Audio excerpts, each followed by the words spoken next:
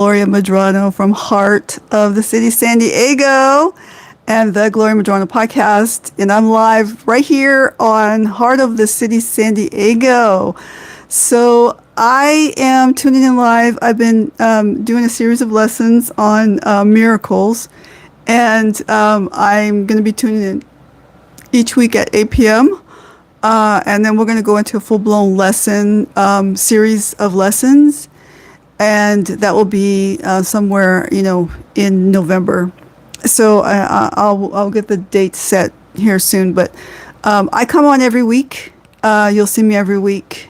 And but I have 2 YouTube channels, and I know this is a live, and I am silly. So I was on the wrong station.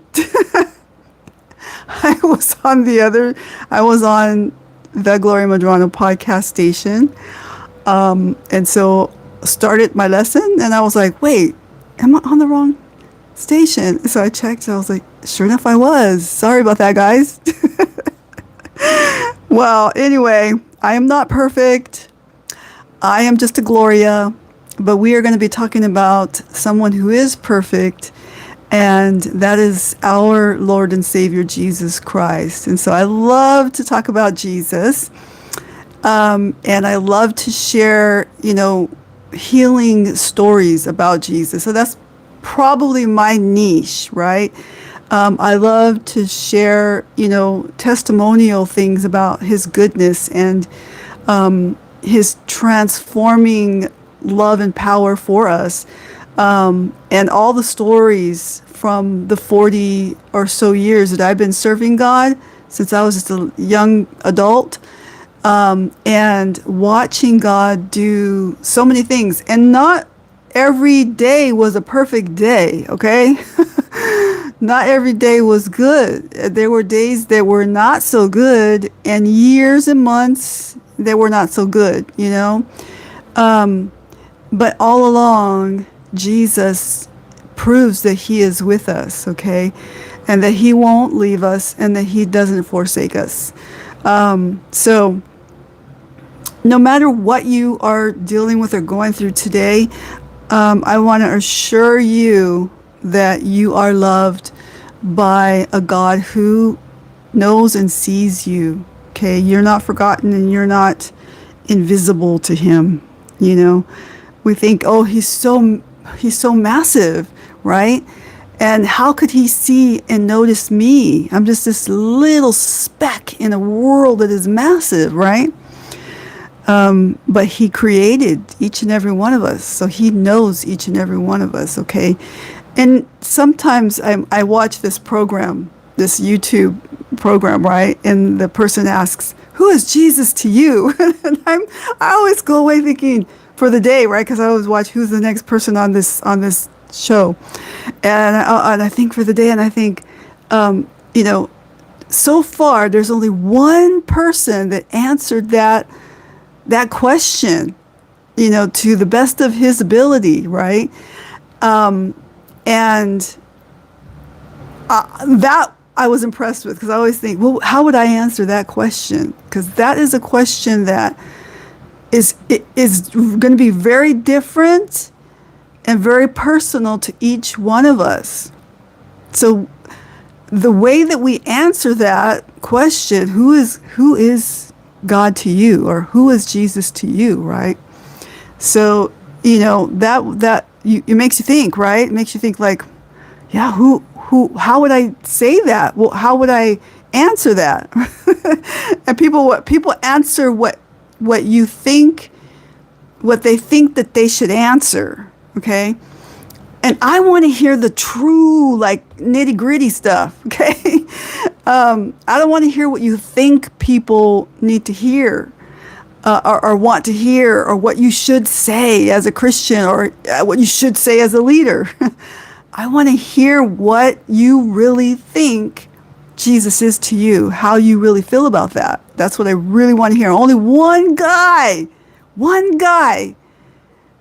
so far in all the episodes that I've watched, one guy answered that, and it was really, really good. I said that is the way that I would have answered it like that. And I thought that was really good. So, and I'll let you guess on what that might be, because each and every one of you have your own answer, and I don't want to take that away from you, right? I don't want you to say, well, this is how it should have been answered. That's not what I'm saying. But I'm saying that that was the closest to how I perceive in my own relationship with God, how I view it. So, everybody was saying, hi, I see you there. Happy birthday to somebody's, is it somebody's birthday? Some people are saying happy birthday. Are you saying happy birthday to me? It's not my birthday yet. December is my birthday month. So we are going to look at miracles. Let me say hi to some people first. You guys got some hard names. Safe is saying hi. Happy birthday. Lesser Gisero is saying hi. Saying hello. And Girid is saying, dear ma'am. Okay, I don't know what they're talking about. Something about Jesus being a teenager. So my name is Gloria. Who's Gloria? Gloria is this lady who is a YouTuber with 5 grandkids, and more on the way. And some are. A couple of them are now going to be 18. One is going to be 18 and on her way to university, college. And then the youngest is just a little baby boy. And so they range in all different ages. And yeah, I'm just this girl that, comes on to YouTube and shares wisdom. I like the things that I talk about or teach on the most are grief, grit, and grace, basically. They call me the voice of resilience, probably because, I talk about how we can overcome, how in this life, there are, troubles and tribulations, which we say as, people that are ministers, and we call that crisis and trauma and things. And, when life roughs us up, we have a loving father. I remember my father watching, watching over me, as I swam in the ocean, and, we had a boat, and so, one time we had this big scare, and the boat started to sink because he had way too many people on the boat, and my mom and my aunt could not swim, but all of us kids could swim, because my dad always made sure that we could swim. My dad was an excellent swimmer, but we all were able to swim. My youngest sibling was not, and then my brother was not. He took a long time to learn how to swim. I don't know what the thing was with him, but he couldn't float for nothing. And but he went on to learn how to swim excellent, and was on the swim team and water polo and all the things. But because of that scare, my dad put us into swimming lessons, and then he took us out to like not the ocean, but like the bay, the big open bay under the Coronado Bridge, and things like that, where he would let us jump off the boat and swim around the boat and stuff. And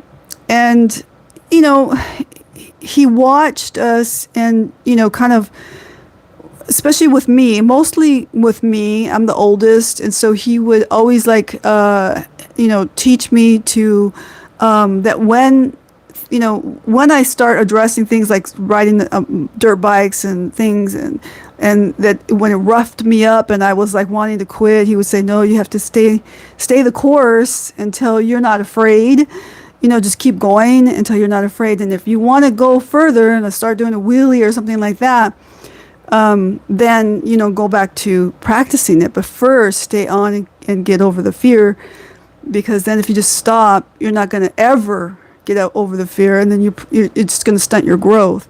So it is very scary when life hits you hard and causes emotional distress, emotional pain, which a lot of people have been through, and they stop living.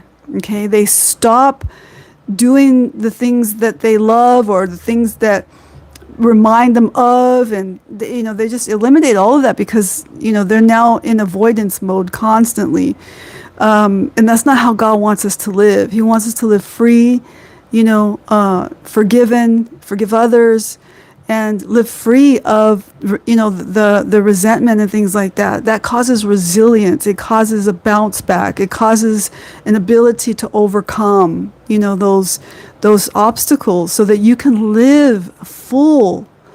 Yes, these things are uncomfortable. Okay, and in some cases, in some families, in some environments, they're also very dangerous. So I would be, weigh that out. I'm talking about things that, they're just uncomfortable emotionally, right? It's not dangerous. You're not going to get that hurt, but you're going to be emotionally hurt. And some people, even in those situations, they will avoid it. Okay. And so, those are the things that I talk about. I think that's why they call me the voice of resilience. It's been being said more often now.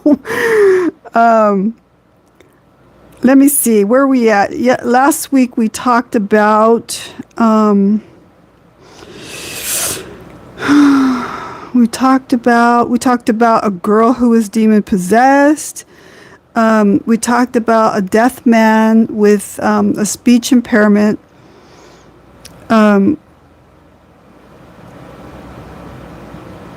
We talked about the many people that were fed through miraculous situations that we're talking about the miracles that involved Jesus personally while he was on this earth with us, with the people here at this time in the Bible.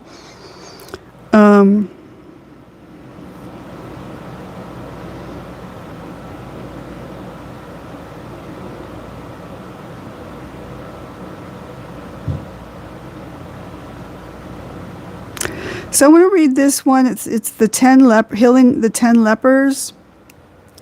And this is found in Luke 17, verse 11. Luke.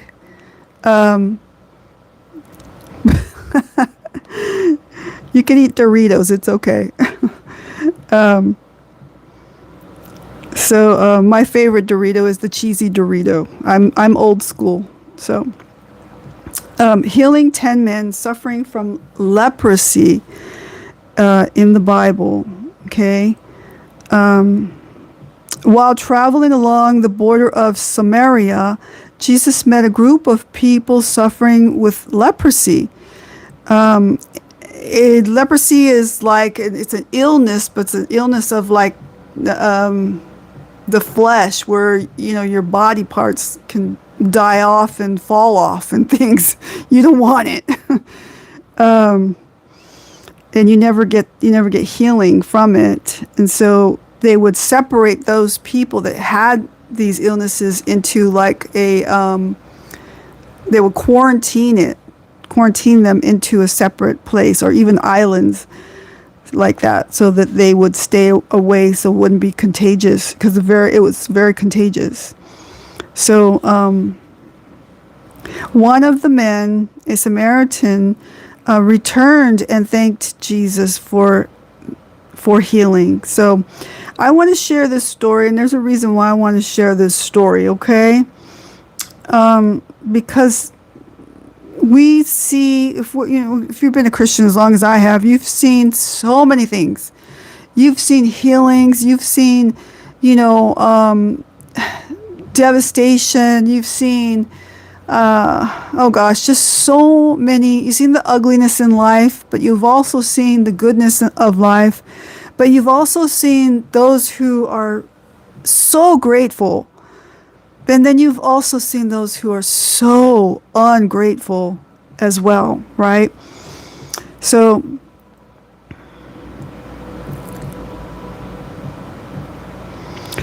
when he saw them, he said, this is the ultimate miracle of when the healing of the lepers. When he saw them, this is in Luke 14. When he saw them, he said to them, "Go and show yourself to the priest." As they went, they were cleansed. One of them, when he saw that he was healed, turned back, glorified God with a loud voice. He fell on his face at Jesus' feet, giving him thanks, and he was a Samaritan. Okay. So this word Samaritan has a lot of, title to it. And it just meant like, you were just one of those people that, you weren't like in the in group, you were in the out group. And all these people, this group of people were healed, but only that one guy came back. That's how appreciative he was. So in 17, Jesus answered, weren't the 10 cleansed? But where are the 9? He says. He's looking. Weren't 10 of you like healed and cleansed? And so he said, were there none found who returned to give glory to God except this foreigner? So the Samaritan guy was this foreigner, right? He was kind of like not in the in crowd kind. Then he said to him, "Get up and go your way. Your faith has healed you."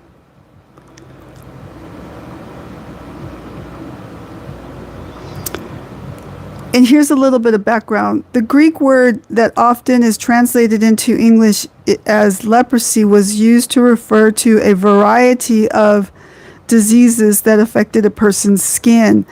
During the time of Jesus, Samaria was a region within central Israel that was largely inhabited by Samaritans who were the descendants of foreigners who had intermarried with Israelites.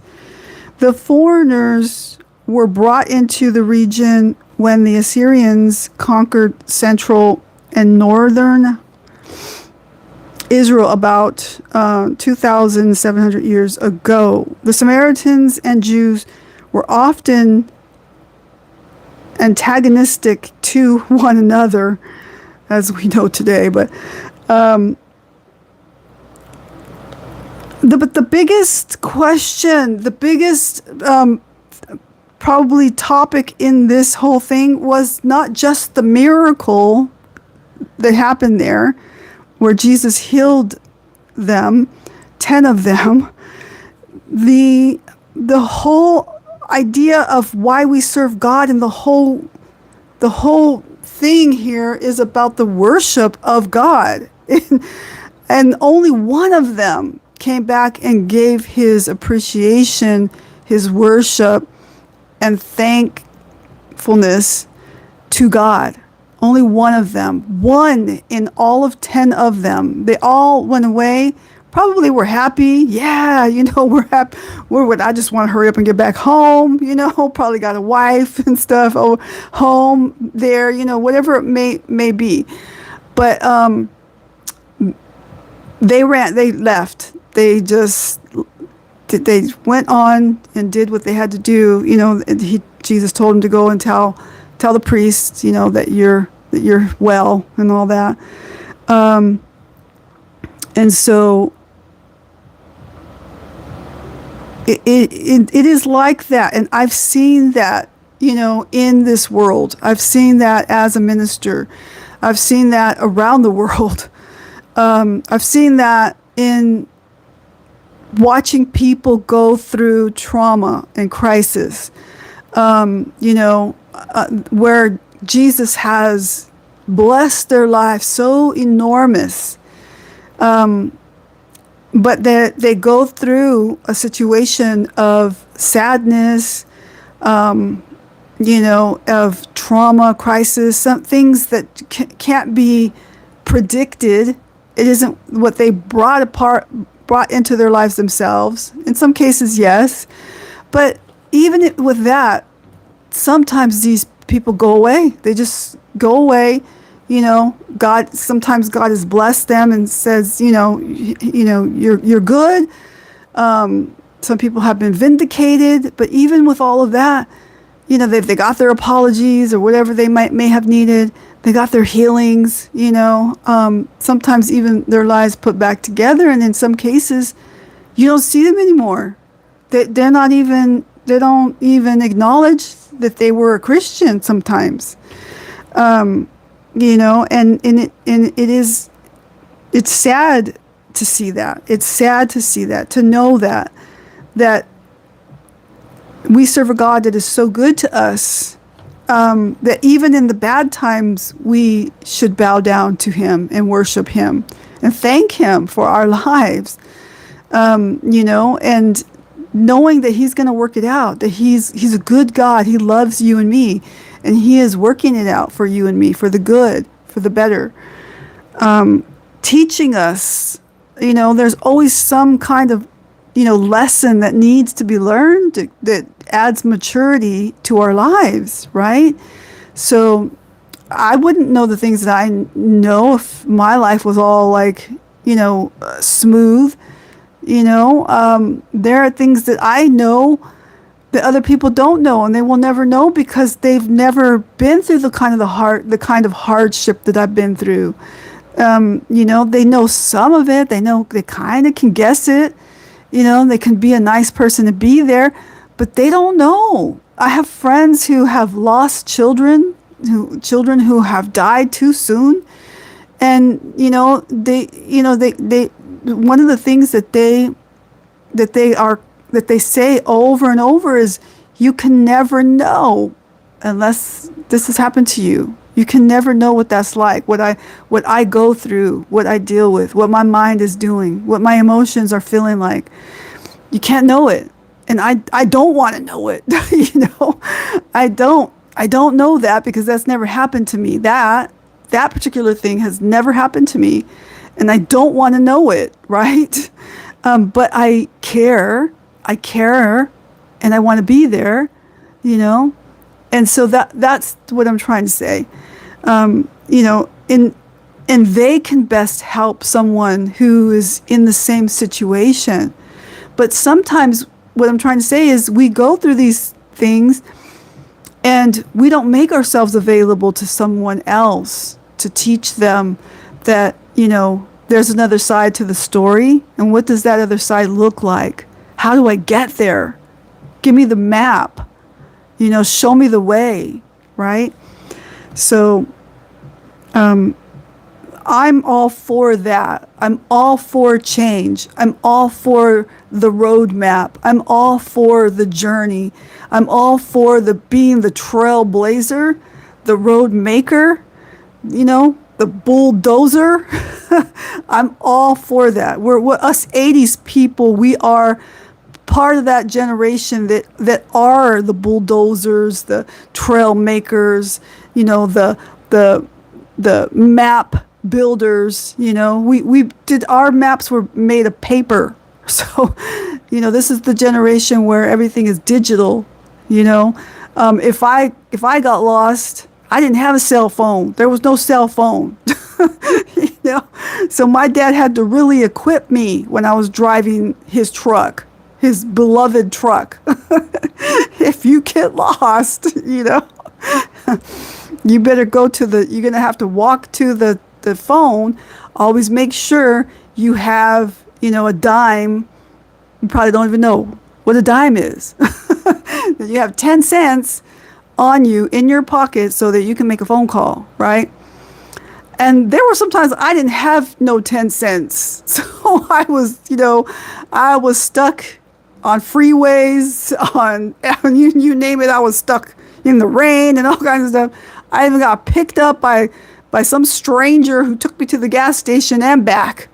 Had to trust people. I didn't know if I was gonna make it there and back. Didn't know these people, but I didn't have a phone. I didn't have a dime, and I had to learn the hard way. But I also had to ask people to help, and I had to tell the gas station attendant, hey, I'm broke down over here. Make sure that if somebody's looking for me, I'm over here, okay? If I'm not there, it's because I probably got taken or something, But I found myself like walking home one time 20 miles because I was like I didn't have I didn't have anything, starving, Man, that day was not a good day. But I learned to make sure that I had that dime every time after that. Oh man, but we have it made today. We have it easy. We have all this, mapping equipment, and we have just so many things that make our life so much easier. And I'm so grateful. I'm grateful for those things. I'm grateful for the skills that I have that are old school skills. But I am grateful that my life could be a little bit more gentler, I still have that, a lot of us that grew up in the 70s, 80s and stuff like that, we still have that like alertness, that kind of, sixth sense that, hey, you got to watch this, watch that, and just keep monitoring things, because you just don't know, and then we realize, oh wait, our life is so much easier. We can, everybody's got a cell phone. You can just have somebody on the beach say, hey, call 911, or, hey, call, can you call my, call a taxi for me or something, call Uber. I was on a hiking thing. I don't like to hike. Okay. I have come to the conclusion all the years, growing up, I have always dreamed of, I was the girl that dreamed of climbing Mount Everest, and, I dreamed of, climbing, the highest mountains, that we have in the United States, wherever they may be. And I realized, girl, you are scared of bears and you don't like to hike. I can't even hike mission trails. I hate it. I was trying to get to the potato chip over there in Poway, here in San Diego. A potato chip is like this. There's this rock that overhangs, and everybody's taking pictures on the thing. I went with one of my old high school friends. We hiked that thing, and I hated every bit of it, but we had a great conversation all the way up and all the way back down. But, it was on the way back down. I was like, I don't know if I'm going to make it, because I didn't realize that it was like a cool day, but in the middle of that hike, it got hot, and I didn't bring enough water. And I didn't eat enough before, and I didn't know how to eat properly for it. So I wasn't filled with any kind of protein or energy, anything. And so I was hating it, and I was like joking to him. I was like, okay, if I die right here, make sure you tell my mom that I love her. Make sure you tell my kids, that they and I said, and if I faint right now, call the Uber, okay? I wasn't saying I was delirious. I wasn't saying call 911. I was saying call the Uber, because that was the first thing I could think of. But we made it down, and I was able to drink water, and, and then I was that was the hike. I lost my toenail on that hike. So just so everyone knows, I'm not a hiker. Don't ask me, okay? Don't ask me. I will go on a walk, a little, calm, gentle walk along the boardwalk with a coffee in my hand and a conversation. I'll do that much. I'm never going on a hike again. Unless I could drive to it. So I'm so traumatized by that hike. I started talking about it. I'm like, I'm just going on. So anyway, let me get off that subject because that was traumatizing. I lost my toenail. So I want to pray for you guys. I think that God is so good. There are so many miracles and wonders and things, and in goodness that can come your way. And for a lot of you that have followed me for a long time, you already know that. But I want to be a part of praying for you, praying for goodness, and praying for lots of Doritos for this person here who likes Doritos. So it's their happy place. Father, I just pray for each and every person who's here today. I pray, Lord, that we feel hopeful that in these series of teaching about the miracles of Jesus, that we know that you love us, but that you also yearn for us to come back to, give our thanks and our love and our appreciation and our worship as well. So, as I age, you guys, I am so much about, appreciating the people because I was just a shy little kid, back in the day. And I had so many great people come in my life. I had this one school teacher in my elementary days. And he used to teach us how to make rocket ships. And we would launch those rockets, This was like the 70s. And we all remember him to this day. We remember the time he spent with us, the excitement about science, and things like that, and the encouragement that he had. You really feel that he really liked what he did. And later on in years, there was another teacher that, I was in junior high school, but I knew him in elementary, in my older elementary years. And he used to, in junior high school, he was so happy to see me, because he was new now to the junior high school there. And he was like, oh, this is one of my students. And he was happy to see me. And I was so shy and so like no, I don't want to see you because now I'm trying to be with the cool crowd. and he was hurt. I seen it in his face that he was hurt, and I felt bad, but I didn't know how to say I felt bad. I didn't know how to say sorry or any of those things. And one day he kind of like, scolded me. He kind of said, he, like a little bit angrily frustrated with me and said, I don't see you smiling anymore like you used to when you were in elementary school. And he said, who these kids you're hanging out with? They're all bad kids. And he said, and you lost your smile, your beautiful smile. Where is it? And he and I was like, oh, I was hurt. Then I was hurt. And so, but that stayed in my ear. And I said, I didn't appreciate him. I appreciate that he said that to me, right?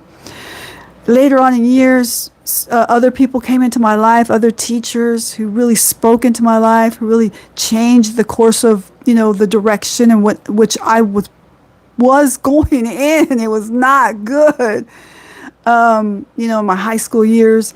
And, I more recently was able to have a party for them, and all of us in that were under their teaching in high school with them, all of us reunited, old high school friends, and we were able to give our appreciation to them, and honor to them. And so, I believe in doing that. Because people don't know the magnitude on how they help when they're in it helping, and so they go away and they wonder, I gave my life to this thing, I gave parts of my life to these people, it was hard to do that, I know, because I've done it. And had I not done all those things and know the feeling of that, I would not know how to go back and give my appreciation. And I'm living my life trying to do that, giving my appreciation to those, who have, been in there, helped me out, and been in my life like that, not to those people who abandoned me, not those people, but those people who are just, we just kind of lost contact and went on our ways, and it was a great day. It was a great time of giving appreciation. So do that for people. They need to know that their efforts, their things that they gave up, days that they could have been celebrating, a wife's birthday, or days that they could have been doing this or that. They gave it up to help another human being.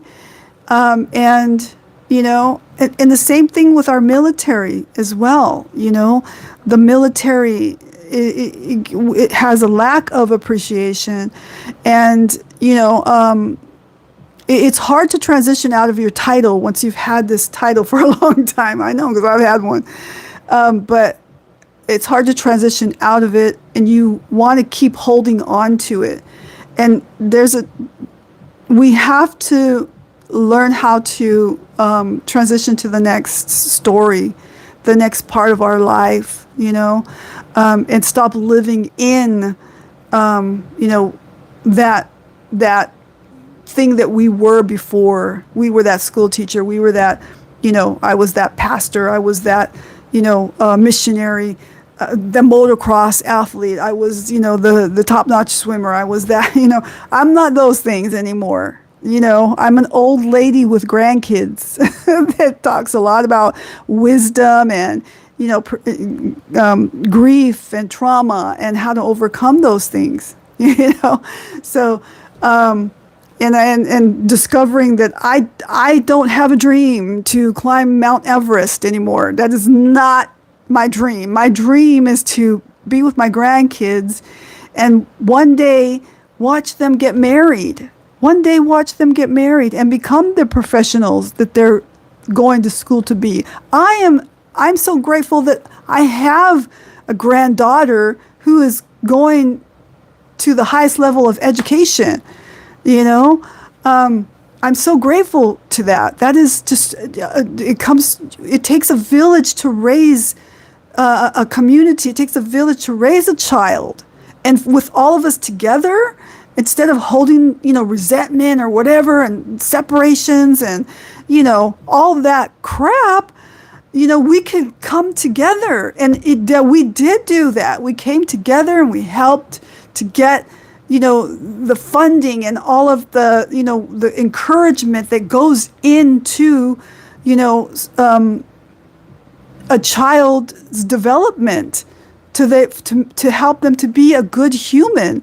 We make a lot of mistakes. I've made a lot of mistakes, parenting and everything, I didn't do it right sometimes, and we have to give each other grace in that, you know, and we need each other. So like,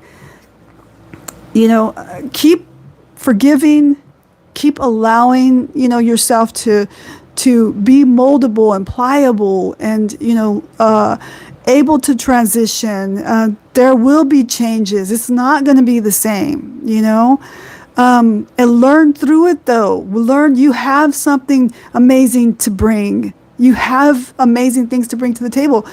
And our military needs to be honored all the time. I'm forever saying, that to whoever I know, cousins and people like that who are in the military, that I honor that, right?